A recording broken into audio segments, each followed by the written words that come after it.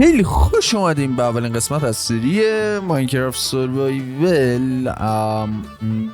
بذار یه مقدار چوب بزنیم، دوی کفتین تیبل بسازم و چند تایی هم استیک، اینم یه دونه کلنگ. این سری جدیدمون اسم نداره و میخوام که شما توی کامنت ها براش یه دونه اسم قشنگ انتخاب کنید که اونو بذاریم روی این سریمونو استار بشه، خلاصه بدون اسمه. و اوکی، بذار یه دونه قاره اینجا رو برم و یه مقدار ازش سنگ ماین کنم که بهتره که یه دونه کلنگ سنگی بسازم که سریعتر ماین کنم. به اندازه کافی سنگ جمع کردم، حالا وقتشه که یه دونه تبر بسازم و یه دونه هم بیل، و حالا باید برم دنبال یه مقدار غذا، بعدم برگردم بیام تو این قاره برای پیدا کردن یه مقدار آهن و یه مقدار متریال. اوکی، وقتشه که برگردم بالا. اوکی، یه دونه گاو اینجاست که میتونیم به جای غذا ازش استفاده کنیم. وایسا.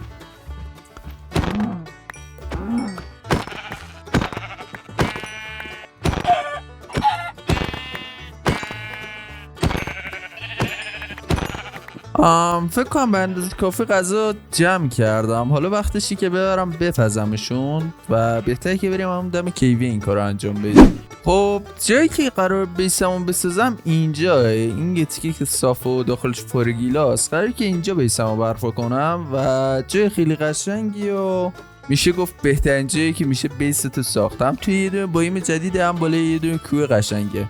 خب بریم اون ور کرافتینگ هم بذارم و فرنیس و اینا. خب یه دونه فرنیس میسازم و تبدیلش میکنم به اسموکر که غذاهام سریعتر بپزم. بذاریمش اینجا، ریسپان پوینت هم ست کنیم و هوا داره کم کم تاریک میشه. یه دونه چست هم میسازم، یه دونه که نه، دو تا که بذارمشون کنارم و تبدیل بشم به یه دونه دابل چست و وسایلامو بذارم این تو. خب گوشتم برداشتم، یکی هم بذارم پخته بشم و الان میشه دیگه خوابید. اوکی، صبح شد. مرغا رو حالا نیاز ندارم، همین گوشتا کافیه به نظرم. یه دونم بپزه و با خودم ببرمش.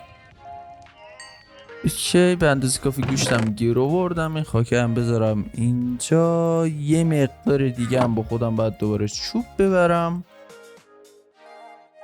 بهتره که از اون چوبه اوک استفاده کنم.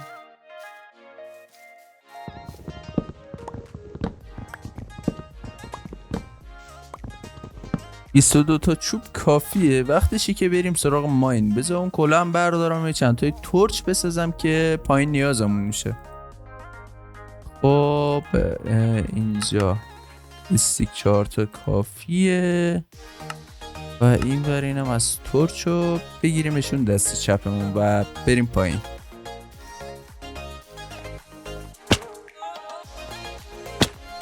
اوکی، آیرون هست اینجا. اوکی، چند تایی کلم این بره که نیازمون میشه.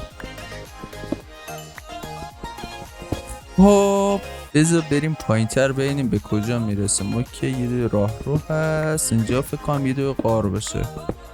آره یه دو غاره و میره سمت پایین. بهتره که اینجا تبدیل کنم به یه دونه تونل به سمت پایین و بریم اون پایین یه مقدار ماین انجام بدیم.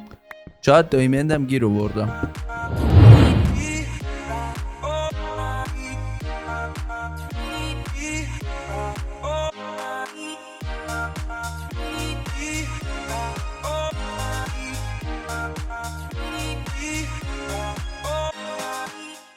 داشتم اون بغل رو ماین میکردم، میومدم بیرفتم رو پایین، ولی از این بغل صدای یه دو غار اومد و دیدم آره اینجا یه دو غاره که کارمونو خیلی جلو میندازه. میتونیم خیلی سریعتر تمام متریالایی که نیاز داریم رو گیر بیاریم.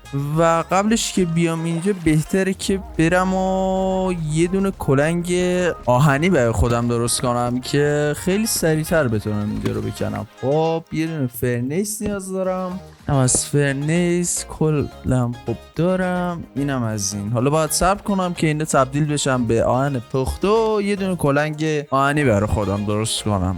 و به نظر میرسه که غار گنده باشه و بتونیم از توش کلی چیز میزگیر بیاریم.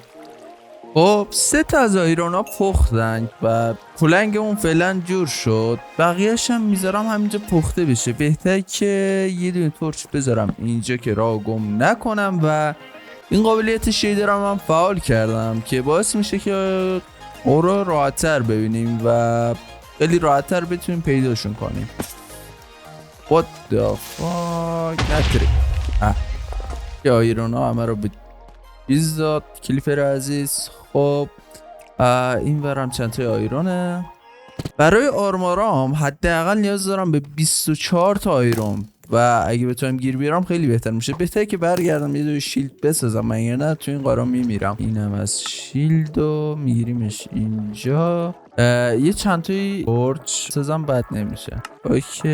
اوکی به اندازه کافی تورچم ساختم. خب وقتشی که بریم سراغ ماین کردن.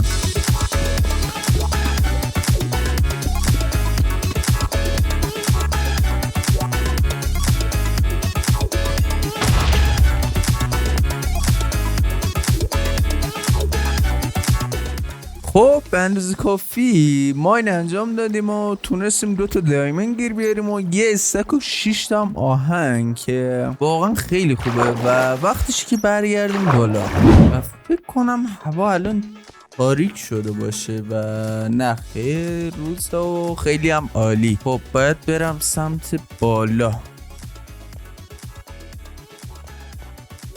من برگشتم. خب وقتشی که چند توی فرنیس دیگه اضافه کنم. 1 2 اینم 2 تا فرنیس دیگه و بذارمشون روی هم. حالا باید کلامو تقسیم بر 3 کنم. نه اینطوری نبود. حالا باید بذاریمشون توی نه. خب پولنگ هم میتونم بردارم و حالا باید آهنامو تقسیم بر 3 کنم و خب بذاریمشون توی اینا.